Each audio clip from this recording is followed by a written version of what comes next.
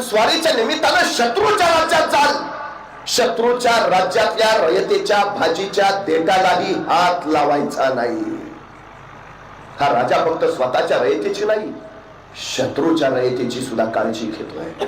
महाराजांनी स्पष्ट सांगितलं, मंदिर, मस्जिद, चर्च धक्का लावायचा नाही.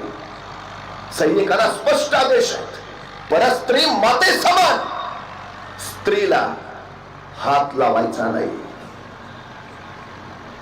इतरांचं राजकारण हे अर्थकारणावर अवलंबून असतं, पण छत्रपती शिवाजी महाराजांचं राजकारण हे नैतिकतेच्या जीवन मूल्यावर अवलंबून होतं. हे सगळ्यात मोठं वैशिष्ट्य आहे. जगाच्या पाठीवर अनेक राजे झाले, महाराजे झाले, सम्राट झाले, बादशाह आले गेले, निघून गेले, पण छत्रपती शिवाजी महाराज हे नाव मात्र काळात जिवंत राहिले. का? काही माणसं पराक्रमी असतात पण चारित्र्य संपन्न असतातच असं नाही. काही माणसं चारित्र्य संपन्न असतात पण पराक्रमी असतातच असं नाही.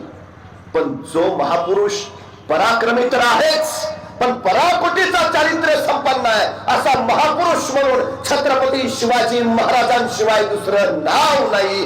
हे सगळ्यात मोठं वैशिष्ट्य आहे.